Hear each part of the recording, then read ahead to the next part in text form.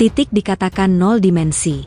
Garis dikatakan 1 dimensi, sedangkan luas permukaan adalah 2 dimensi, dan volume adalah 3 dimensi. Kita hidup di alam semesta yang mempunyai 3 dimensi ruang. Kita mempunyai kebebasan untuk bergerak ke depan, ke belakang, ke kiri ke kanan, dan ke atas ke bawah. Tapi mustahil bagi kita untuk menuju ke arah baru, ke siku-siku terhadap 3 arah lain tersebut. Kita menyaksikan di sekeliling kita bentuk-bentuk yang 1 dimensi, 2 dimensi, ataupun 3 dimensi. Tapi kita tidak pernah melihat bentuk 4 dimensi. Karena objek tersebut tidak dapat ditampung di ruang 3 dimensi, bahkan kita tidak bisa membayangkan seperti apa bentuk 4 dimensi tersebut. Membayangkan sesuatu berarti membentuk modelnya dalam otak kita, yang hanya mampu menanggulangi sampai 3 dimensi saja. Kita benar-benar tak akan sanggup memahami bentuk 4 dimensi. Dimensi dalam matematika digunakan untuk menggambarkan jumlah koordinat yang diperlukan untuk menentukan posisi suatu objek di dalam bidang ruang. Misalnya dimensi ketiga diperlukan koordinat letak, yakni X, Y, dan Z atau yang biasa disebut dimensi panjang, lebar, dan tinggi. Secara garis besarnya, dimensi adalah jumlah arah yang diperlukan untuk mencapai suatu titik dalam sebuah ruang. Dalam ilmu fisika dan matematika, dimensi bisa mencapai 4 atau bahkan lebih. Konsep dimensi juga sering digunakan untuk menjelaskan teori-teori fisika, seperti relativitas, gravitasi, dan mekanika kuantum. Bagi kebanyakan orang, dimensi adalah sebuah arah. Penambahan dimensi lain pada sesuatu berarti memperkenankannya bergerak satu arah baru. Lantas bagaimana dengan huruf S?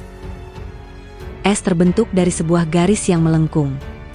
Apakah menurut kalian bentuk huruf S masih merupakan bentuk 1 dimensi atau 2 dimensi? Jawabannya masih tetap 1 dimensi. Menambahkan sebuah lengkungan tidak akan menambahkan sebuah dimensi baru. Contoh 2 dimensi adalah kapal.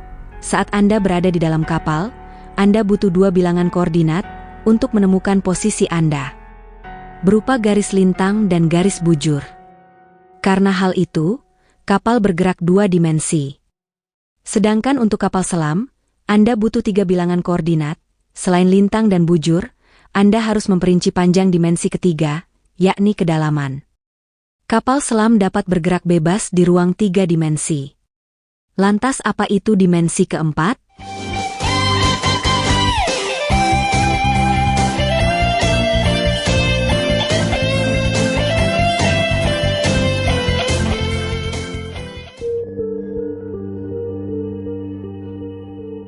Sebelum mengenal tentang dimensi keempat, sebaiknya kita berkenalan dengan dimensi 0 atau titik.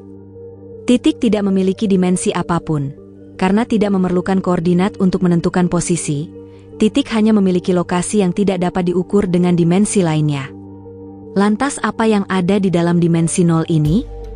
Kalau kita lihat dari kacamata manusia normal, dimensi 0 tidak memiliki manfaat sama sekali, namun berbeda dengan ilmuwan.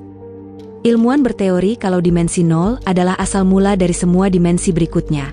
Karena tanpa adanya titik, pembentukan dimensi berikutnya hanya sebuah mitos belaka. Termasuk tubuh kita dan alam semesta ini, semua tersusun dari ribuan titik hingga tak terhingga. Kemudian dibantu dengan dimensi lainnya, hingga terciptalah sebuah dimensi baru. Kegunaan lain dari dimensi 0 adalah untuk memberikan pemahaman lebih baik tentang bagaimana benda-benda fisik berinteraksi satu sama lain di dalam ruang yang lebih tinggi. Titik bergerak hingga membentuk panjang dan lebar yang menciptakan 2 dimensi, atau yang disebut dunia 2 dimensi. Evolusi terus bergerak hingga menciptakan sebuah ukuran yang bernama tinggi, dan terciptalah dunia 3 dimensi. Dalam evolusi ini konsep satuan atau ukuran waktu belum masuk ke dalamnya, maka para ilmuwan pun memasukkan ukuran waktu ke dalam dimensi ketiga, dan terciptalah dimensi keempat. Kita hanya mampu hidup di dimensi ketiga, karena kita belum mampu menjelajahi dimensi keempat, alias waktu. Kita masih terjebak di dalam dunia 3 dimensi. Walau sebetulnya kita sudah sedikit masuk ke dalam dimensi keempat, karena adanya waktu itu sendiri. Tapi kita sendiri belum bisa menjelajahi waktu itu sendiri.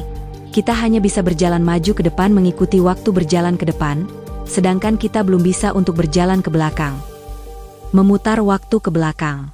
Einstein menjelaskan dalam teori relativitasnya, bahwa waktu dan ruang dihubungkan dengan cara mengejutkan, jadi apa yang disebut sebagai ruang waktu 4 dimensi. Namun kita tak boleh lupa akan fakta bahwa waktu tidaklah sama dengan ketiga dimensi ruang.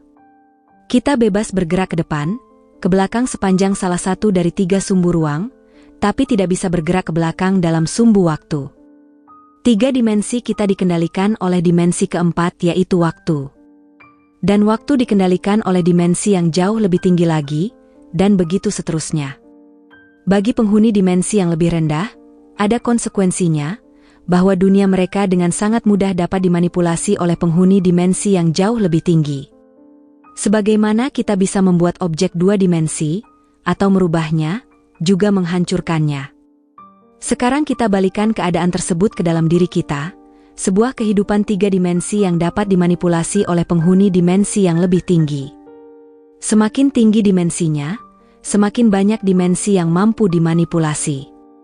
Sedangkan untuk makhluk yang tinggal di dimensi yang lebih rendah, tidak dapat mengendalikan atau memasuki dimensi yang lebih tinggi darinya.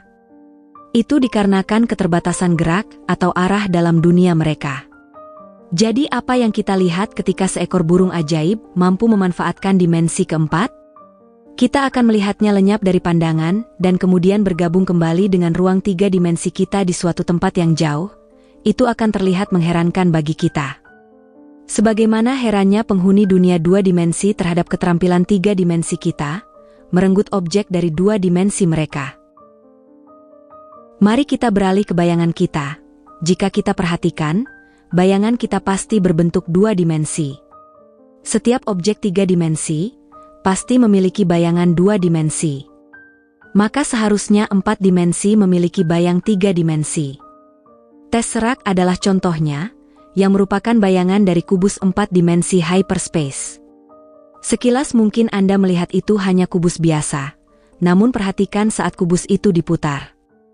Luar biasa bukan? Bayangkan jika makhluk 3 dimensi yang dapat menyadap dimensi ruang keempat, maka makhluk tersebut dapat melayang beberapa inci saja di hyperspace 4 dimensi. Dia akan menjadi tak terlihat, sebab cahaya hanya akan melintas di bawahnya, seolah-olah dia tidak ada.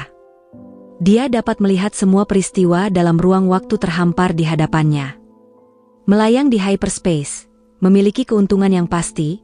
Jika dia mencoba melompat dari dimensi keempat, dia akan lenyap dari alam semesta, kita berpindah ke ruang waktu yang dia inginkan. Lalu mewujud ulang entah dari mana. Penghuni 4 dimensi akan melihat kita secara keseluruhan, yaitu dari depan, belakang, samping, atas, bawah secara serempak. Mungkin terdapat hukum fisika baru di dalam dimensi-dimensi yang lebih tinggi. Kita harus percaya bahwa mungkin alam semesta kita terdapat alam semesta persis di atas kepala kita. Mengapung di atas kita, melayang-layang tak terlihat.